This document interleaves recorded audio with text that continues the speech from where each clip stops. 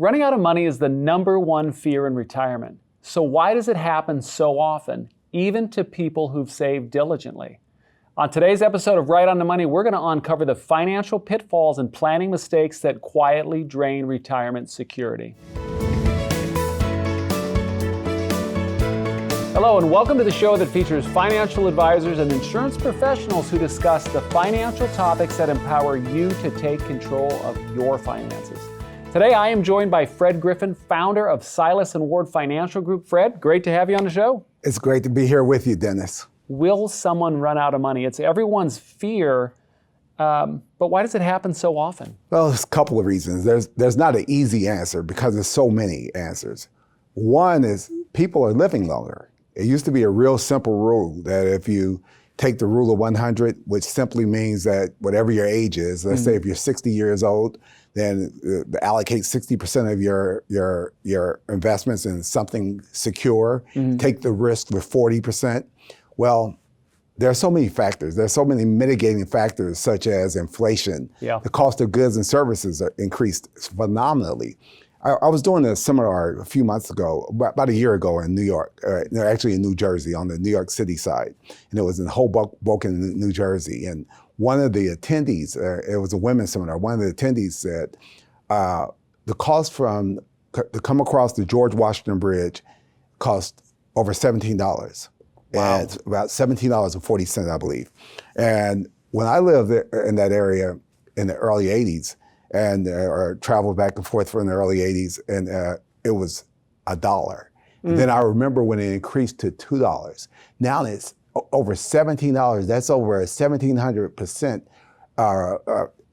inflation of goods and services. So the cost of goods and services increased significantly. The cost of healthcare. There's a lot of reasons why people run out of money. When it comes to retirement savings, where are people looking? Most of my parents in the 50s, 60s, even the 70s, they had a pension, you know, unless they were an entrepreneur like my father, he didn't have a pension. But most of the guys' parents in my neighborhoods, they had pensions. And now less than 18% of the companies have a pension. And so to be able to rely on a pension, that you're in trouble already, because if your company doesn't have a pension, that's money that's taken away from your retirement.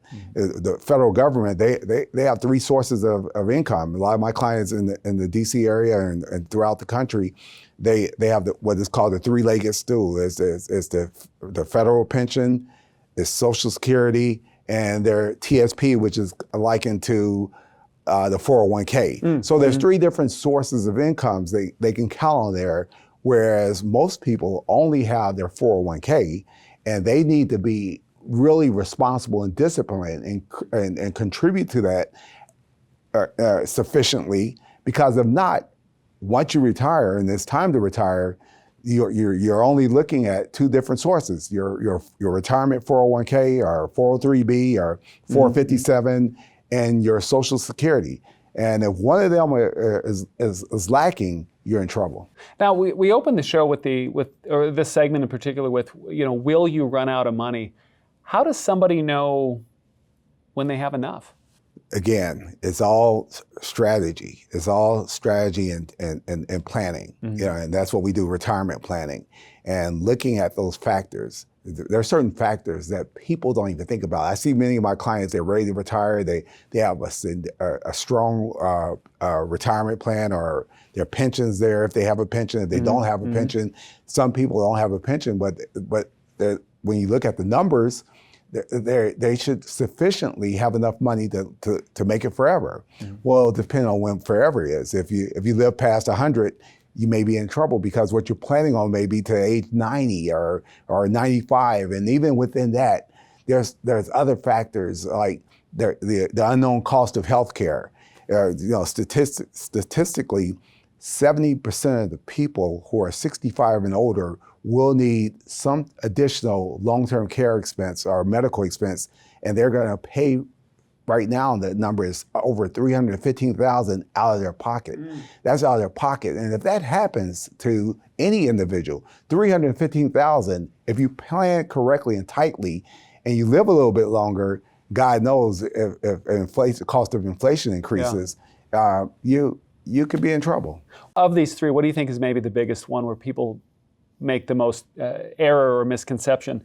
Inflation, taxes, or healthcare cost? I would have to say healthcare costs. You look at inflation rate over the last 20 years, it's increased about 18 to 20%, but the cost of healthcare costs in that same time frame has increased over 70%. So it's kind of hard to keep a number in control and plan for something that's increasing that drastically. We're going to take a break from this segment here. We're going to jump to our next segment, but I want you to know, one, you can always watch full episodes on our YouTube channel or at rightonthemoneyshow.com. Do us a favor. I'm going to ask you for a favor.